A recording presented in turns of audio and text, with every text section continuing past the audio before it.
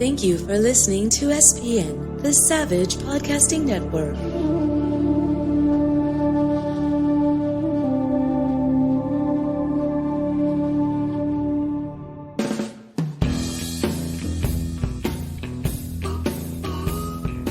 You're listening to The Stephen Savage Show on the Savage Podcasting Network. And now here's your host, film and television director, Stephen Savage. Thank you, Andrea. How you doing, everyone? Savage here with you for another episode of The Stephen Savage Show, the official podcast of the Idlewild International Festival of Cinema. Hope everyone's healthy and happy as things slowly begin to open back up, even in the film industry and commercial and television production here in the States. It's starting to slowly ease up, and we'll see how things go. But I myself am looking forward to get back to work on the film I started shooting in London before this shutdown happened, a film called Ulysses Coyote, in which, ironically enough and happily enough for me, my guest for today is one of the stars of that film. Yes, I love it. She's an actress whose resume is quite impressive, and for one of her tender years especially, and you've seen her in such well-received films and series as American Pastoral, which was directed by and starred Ewan McGregor, Jennifer Connelly, Nick Nolte, I think Rupert Evans and Dakota Fanning are in that movie.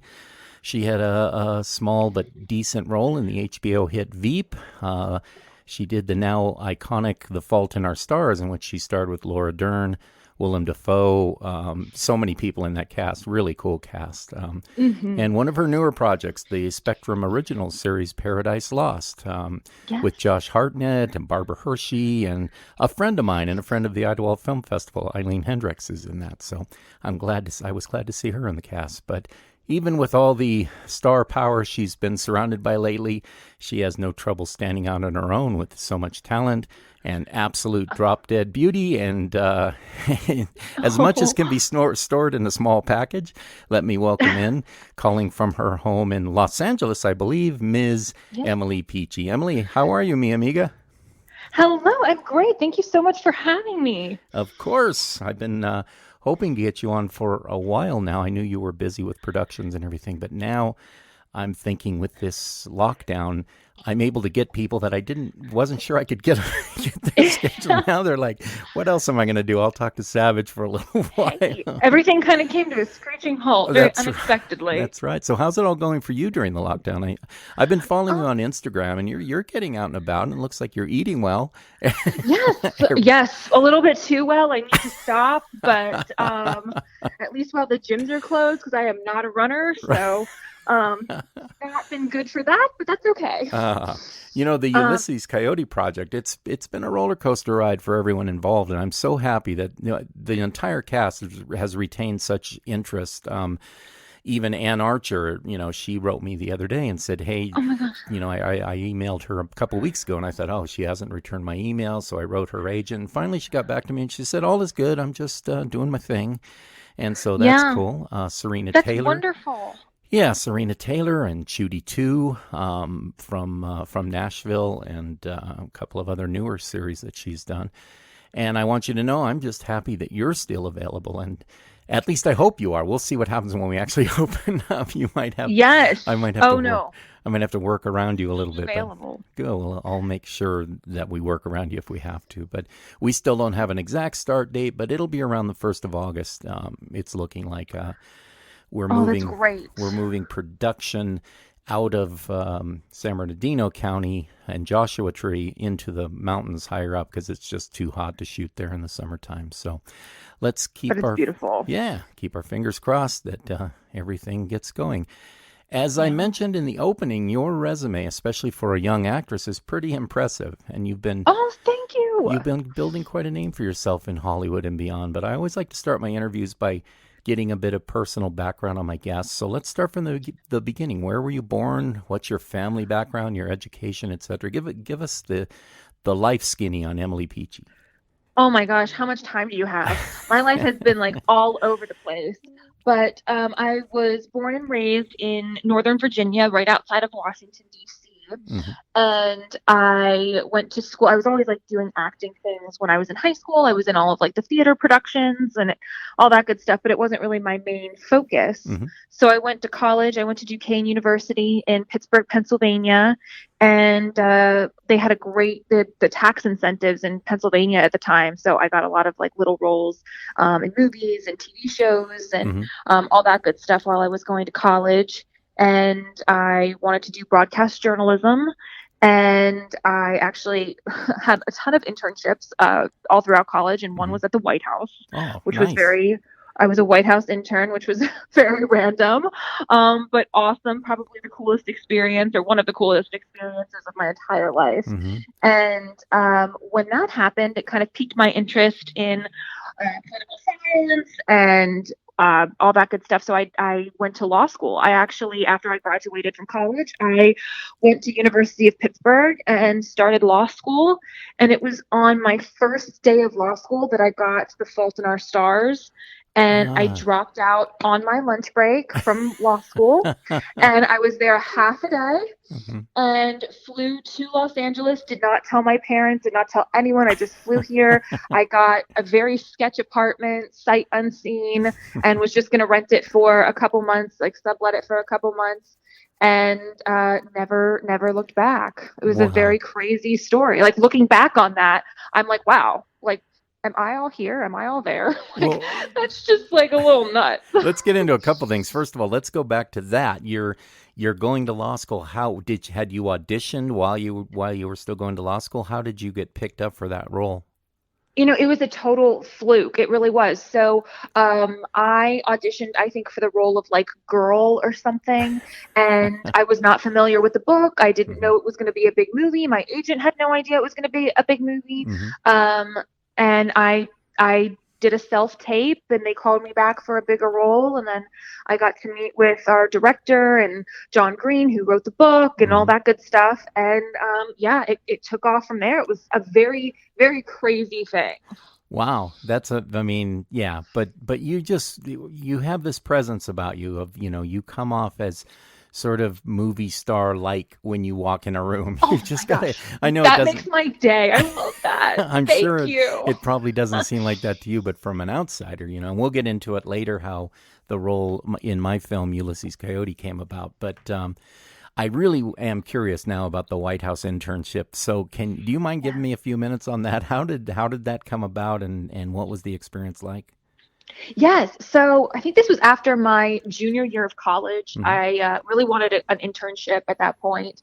And I was looking in Time magazine, and there was this little article about like the top 10 internships to apply for. Mm-hmm. And I was going back home for the summer, and I was like, the White House in DC, perfect. Mm-hmm. So I applied, and they called me in to do an interview, and I got called in to do a second interview, and I remember I left crying because I thought I blew it so badly. I was like, oh gosh. Right. They asked me to advise the president on foreign policy if I had 30 seconds.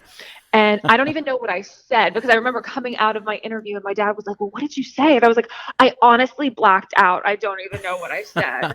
But it was terrible. And then they gave me the call and they were like, yep, you're in, which was the coolest thing ever. It was very cool getting to like go through those doors every morning for a couple months. And I did all of Obama's social media. I was in the greetings department. We got to do like proclamations and get things like auto penned and all that good stuff. It was very, very cool. That sounds awesome. Well, it was awesome. Your move to LA, I mean, did you think, you do the film and then just head back home, or because you said you got an apartment, but you weren't expecting to keep it for very long. So did you just decide once you got there, the movie was over, this is it, I'm just staying? Is that how it worked?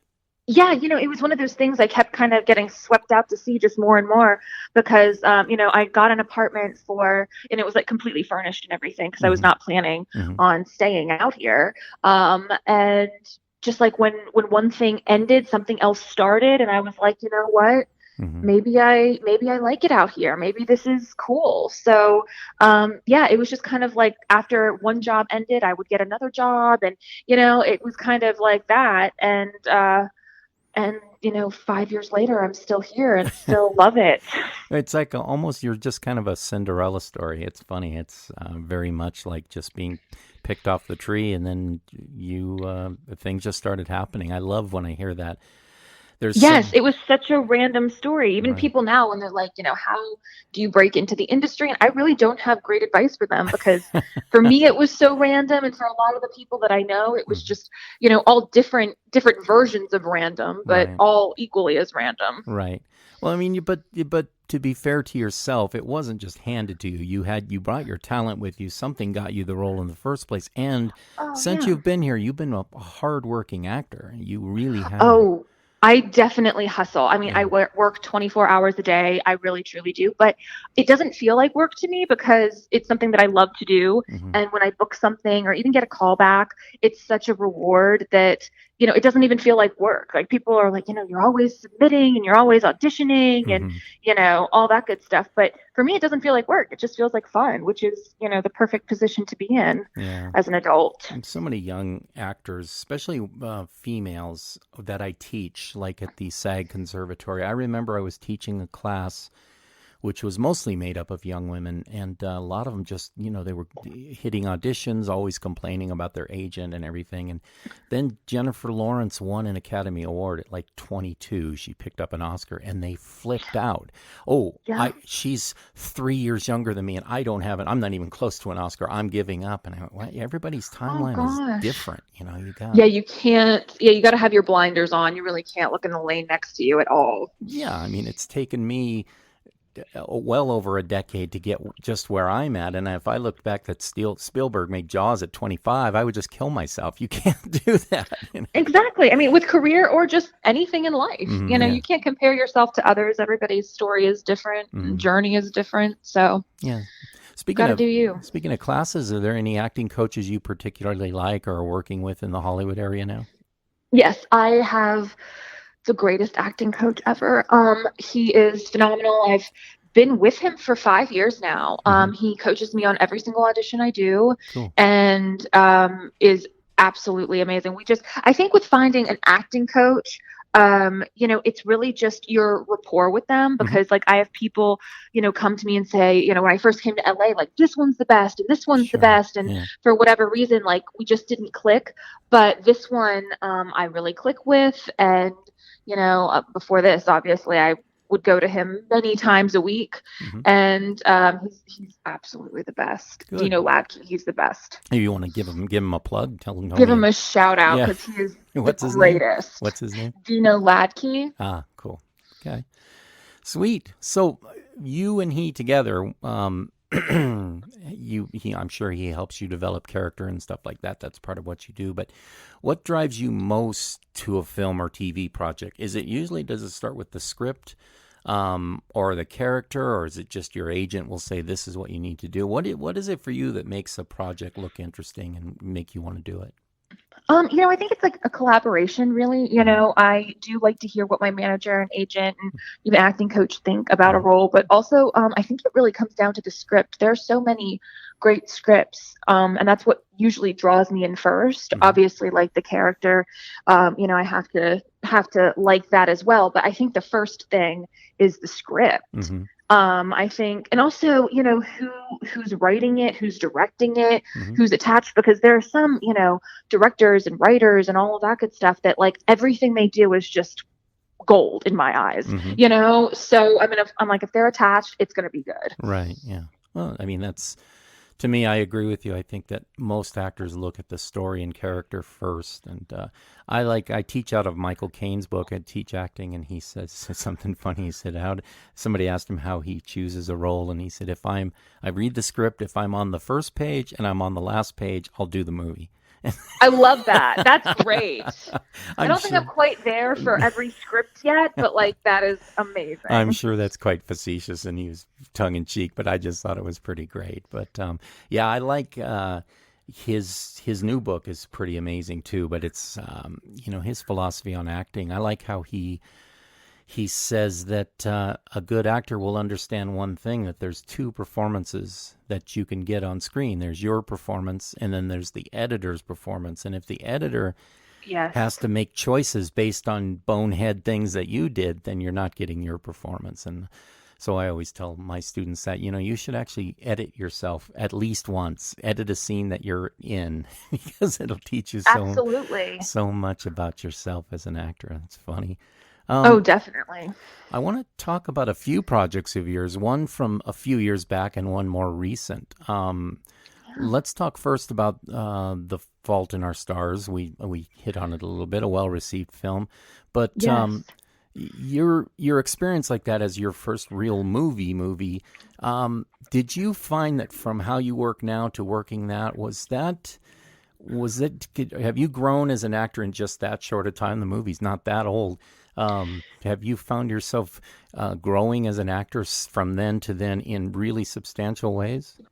Absolutely. I mean, that, like you said, like I was incredibly green when I got Fault in Our Stars. Like it's a very rare thing to just like come out of the gates and get a movie like that, one of your first things. Like I think I had 3 credits when I booked Fault in Our Stars, and they were like, not huge credits at all. So, being in a movie that was so big and, like the highest grossing movie of the year and based on a book that like everybody loved, I had no clue what I was doing, like at all. Like when I got to set, it was like the first real movie set that I had been on. Right. So like I didn't know how things worked. I didn't know, I didn't know anything.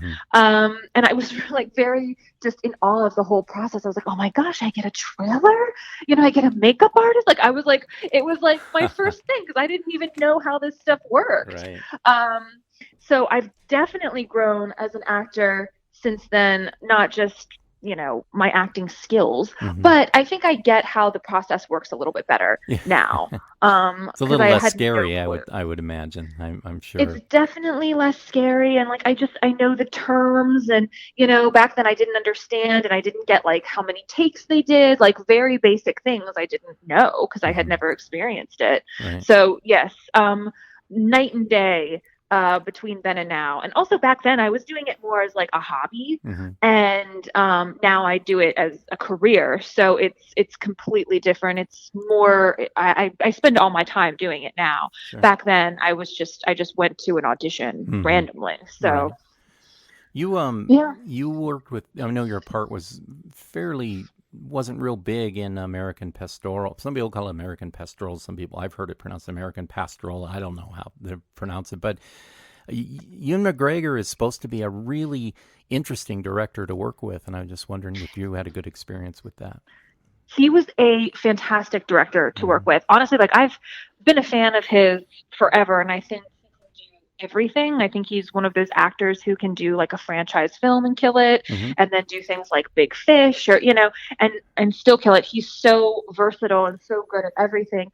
But when I actually got to work with him, it was one of the coolest experiences of my life because I had never seen somebody star in a film and direct a film. And that is really difficult, like very difficult. You're taking on 2 major roles, and roles that have to be done at the same time. Right. So it was very cool to see him directing and also being in it and watching him do that. And he was fantastic.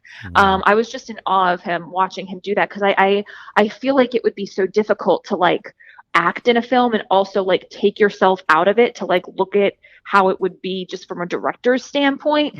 And he did it so flawlessly. It was really inspiring to watch. Yeah, someone else I know that worked with him on a bigger film said that he started out doing such smaller films like Train Spotting, things like that really indie stuff, and he still approaches, even though these are bigger productions, he approaches everything in that way. Simple is best and all that stuff. So I kind of and think so talented. Yeah. Oh my gosh, very talented. There's something else I haven't seen as yet, but hopefully I'll be binge watching it soon, is Paradise Lost. Give us sort of a rundown on the storyline and tell us how that series came about for you. It looks like Spectrum has pretty high hopes for that show. Yeah, I think they do. That was one of the auditions that I had where I was just so drawn to the script and the character, and it just seemed so cool, and it is so cool. But it's a Southern Gothic drama, and it stars Josh Hartnett, and he has all of these, he goes back to his hometown, and all of these mysteries are like uncovered about his past, that, are affecting him in the present. Mm-hmm. And every episode we like uncover different things that happened in his past, and it's really dark and it's really eerie, and I love things like that. So it's a great watch. I highly recommend binging it. Yeah, it just looks really interesting. The cast looks really good, and I like how Spectrum has just dove in, doing originals, and it's like, I've done a lot of writing for the Paramount Network, and that's kind of how the Kevin Costner's show, which is going into season 3 now. It's yes. I remember the buzz around that, and I was doing some writing, and the Paramount Network was writing a lot on that show, and it's kind of paid off for them. So hopefully they'll start doing more originals as well. But I thought that was pretty interesting that Spectrum was diving in like that. It's a good thing. Streaming is going to be the future. I really feel that. So. Oh, it really is. And I mean, now's the perfect time to have something out that's, available to stream, because we're all stuck at home. So it's perfect. That's right. Yeah. And let's go back to, I want to talk a bit about Ulysses Coyote and how I sort of snagged you for the role of Helen. And that it's happened before, but not often. I had originally cast someone else, but after the camera tests and my producers and I were looking at it, and we just felt somehow that wasn't the right fit with the actress originally. And then I had remembered you from Facebook, and I hate cattle calls. I don't want to go out on a bunch of bringing 300 people in to read for a role, and I really get just sort of tired of even watching taped auditions. It's like, oh, and I feel bad for saying that, but I just want things to be easy, because then I can just take that off my plate, and Absolutely. But I remember I just had been a Facebook friend of yours, and we chatted a little bit, but nothing big. But I just went, I've had my eye on this person, and I'd like to take a closer look at her work, and then I'm going to show you guys, and then I just started digging into you a little bit, and I went, this will work. And I'm very happy that I did. I'm really excited to work together. Well, I'm very happy that you did too. That is amazing, and I cannot wait to work with you. That's also such a cool story, because I love hearing all of the good things that happen from social media, right. And you hear about that so much more now, where people are getting cast from social media, and the lead in Florida Project, the director found her on Instagram. Right, yeah. I mean, it's becoming more of a thing, and I just think that's so cool. Yeah, and it's just so much easier for a director. It just makes it, you've got everything in front of you without, you don't have to jump through a bunch of hoops. But yeah, we're going to be doing a lot of on-camera interviews during production, on location. So that's going to be pretty cool, and I think that story of how you just kind of stood out. And then when I realized that you were working on some pretty big stuff, I was thinking, well, I just even hope I can get her. And I was really happy when you read the script and said, yeah, let's do this. So. Oh, no, the script was fantastic, and I'm so excited to do it. It's going to be awesome. Yeah, she's an interesting character. She's kind of a badass. You get to shoot some guns, which is cool. See, I love that, because I go to the gun range literally all the time. Before this, I would go all the time. Yeah. They call me Gun Range Barbie. I love it. So I am so excited. How about driving a stick? Can you drive like a 3 or 4 speed? I cannot. Actually, that's one of those things that was on my list of things to do during quarantine. Mm-hmm. So one of my friends has a stick shift, and I was like, that's one of those things that's just a life skill that I need to learn. But I have not done it yet, but it's coming.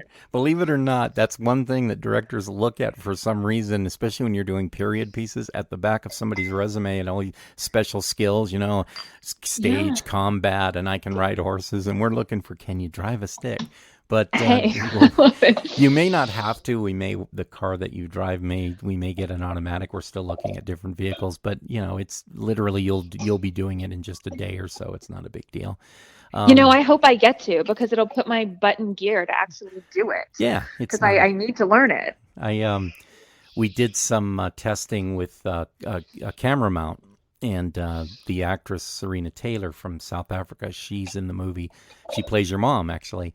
And we brought her the Jeep that she'd be driving, which was this 1971 Jeep CJ5 with a 3-speed, and I said, I forgot, we might have to give her some lessons. And she goes, oh, hell no, I've been driving sticks since I was a little kid. So I love that. with her left hand shifting, because they are on the other side in South Africa. So it was like, wow. Okay, that is impressive. Yeah, so it was a piece of cake for her. And again, changing locations and all that stuff.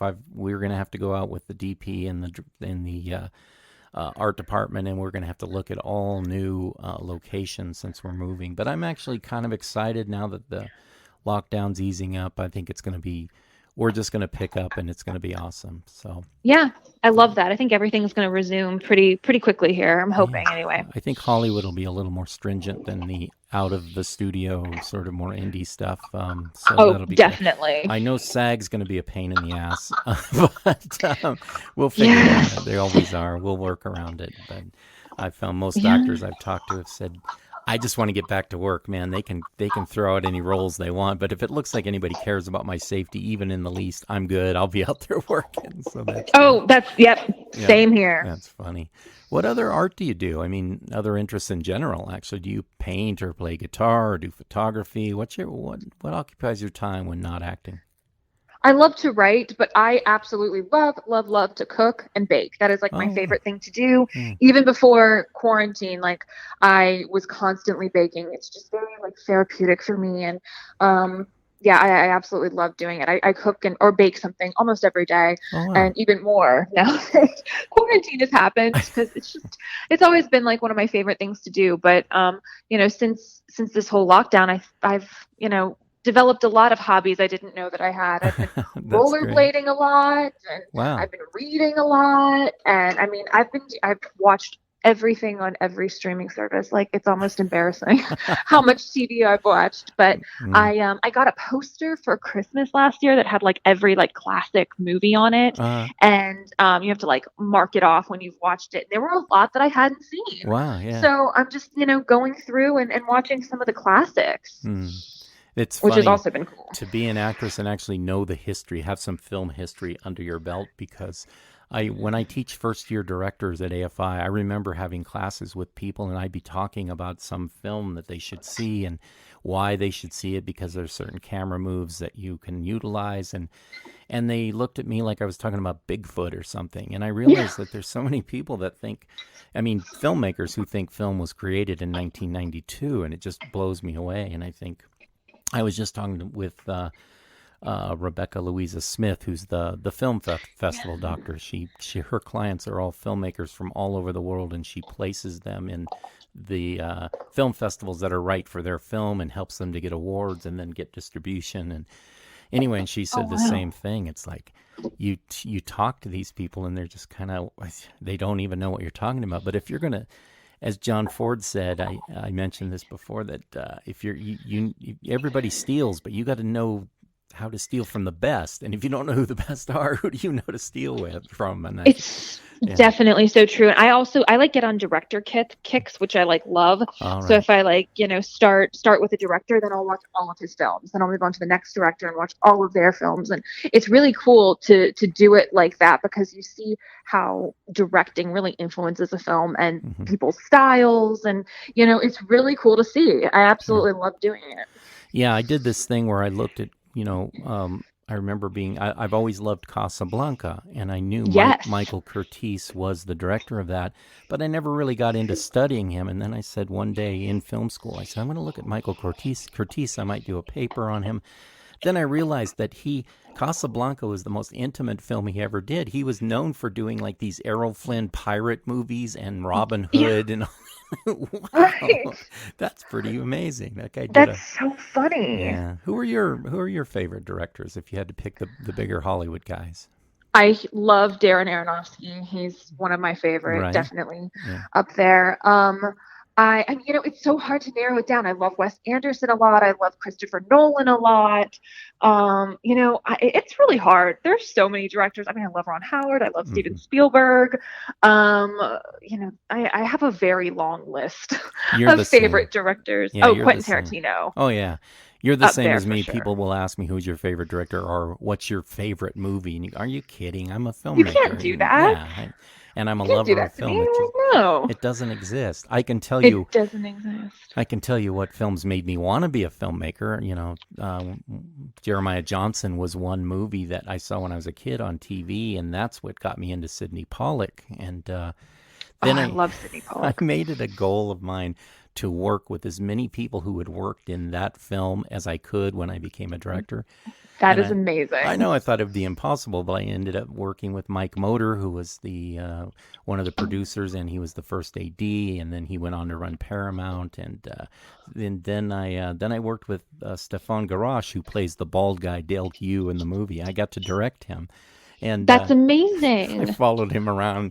I'm the director, but I'm following him around asking him questions about working on Jeremiah Johnson. And he goes, how about we talk about this character that you wrote for me? I'm like, okay. Hey, I love it. You got to have your fan moment, you know? Yeah. I love it. Talked about this with somebody else. You can't be starstruck, but at the same time, when you get your opportunities to learn, yeah, you want to make sure they don't pass. I worked with Jack Green, who's Clint Eastwood's cinematographer, and I did the same thing. Oh, Jack, please, if I ask you too many questions, I said, I still want you to go out and have drinks with me, so if I get to be too big a pain in the ass, he goes, no, man, I love the fact that you're one of the few directors in your age group who actually asks questions. And I thought, well, and I love that, and I think there's definitely a difference between, like, being starstruck and, like, respecting their work and wanting to ask questions to, like, understand it. There's a total difference. I would say so. Where would you like to be in 5 years? Actually, let's put that another way. How do you see yourself in 5 years in your career? I would really like to be on a series. That is my main goal right now. I had never done like a recurring role on a series before until Paradise Lost, and I just absolutely fell in love with the process of being on a series. I just thought, because there's like a whole different, because like when you're on a movie, you do it for a couple months and you get really close to the cast and the crew, and then it's over, and then you don't see them as much, and they all go on to their next projects and all that good stuff. But when you're on a series, everything just runs so smoothly, and I loved that, and it kind of felt a little bit more like on a schedule and just more like a 9-to-5 job, but like the coolest 9-to-5 job you could ever have. Right. And, you just develop more of a rapport with like the cast and the crew, and, you become much closer just because you work together every day, and it becomes more like a routine, which I absolutely love. So, in a world that's so crazy and so many moving parts, I really valued the routine. That's a great quote. We're going to have to get a t-shirt made with your picture on it, that working on a series is the coolest 9-to-5 job you can ever have. It really is. It's fantastic. That's really great. I love that. Preparing for roles. I know we're going to be working with the Helen character and everything, we'll be rehearsing a bit as much as we can and all of that. But what's your overall method for getting ready for a film or for a character? I know working with your coach is probably the first step, right? Definitely working with my coach. Also, reading the script multiple times. I think that, and start to finish, not just the scenes that you're in, but all of the scenes, just to get the flow of it and seeing how, seeing the bigger picture. Because I know some actors who, just pick out their scenes and read it. And there's so much more that you can discover about your own character if you read the entire script and know the other characters well. Right. So I think that that's good just in discovering the dynamic. So I think that's crucial. Yeah, I think that's pretty cool what you just said, because I've heard Helen Mirren say it before too, that she doesn't just study her character, she studies all the characters, even if that's not exactly how her co-actors will play it. She kind of gets into the psyche of everyone around her as well. I think that's good. Absolutely. Yeah. You have to. Yeah. I find it interesting when someone like you, who's a younger actor, I know you've been around a few years, but you're not in the Helen Mirren kind of range, but I find it interesting that your philosophies, you personally, your philosophies are a lot like some of the more seasoned actors that I've talked to. You have that work ethic. Just from talking to you, I can tell you also have that interest in the craft more than just, hey, I want to be a movie star kind of thing. I definitely do. And like I went into this, like I never wanted to be famous. That's never been a goal. Like a Hmm. lot of my friends who aren't in the industry are like, oh, do you want paparazzi? And like that was Hmm. never something I wanted. Actually, that's something I aggressively don't want. Hmm. I like acting because I like doing it. I like honing my craft, and I like, getting into the mindset of somebody else. And I like getting to, make money to play pretend. Like that's the coolest job in the world, Yeah, right. But the fame and all that kind of stuff has never really interested me. So I definitely think I have a mentality that's more of like, hey, I want to be an actor instead of like, hey, I want to be a star kind of thing. Yeah, but also you're more East Coast than you are California, if you know what I mean. You're not like Yes.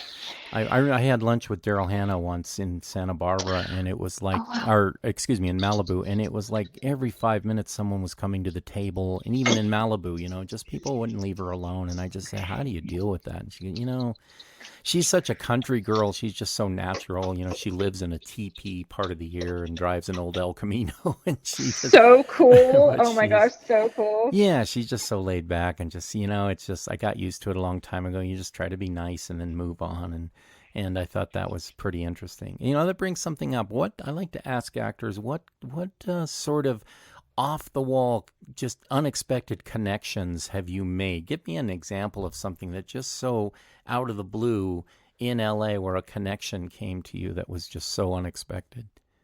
Like an acting connect, like to Yeah, get a sure. job. Yeah, just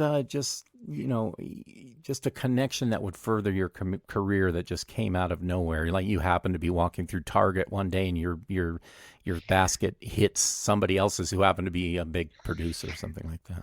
I wish I had like a really cool story, like I like slammed into somebody's car or something. Like I feel like that would be such a cool, like meet cute, and Right. like, and then my career took off.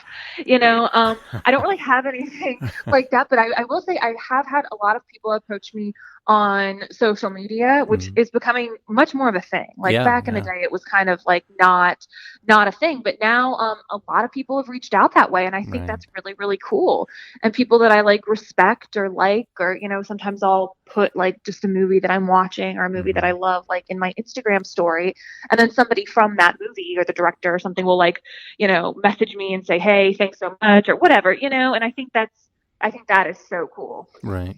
Let me ask you something about students of mine and actor friends of mine who are working a lot. There a lot of talk from women, especially, mostly women that I've talked to about this lately.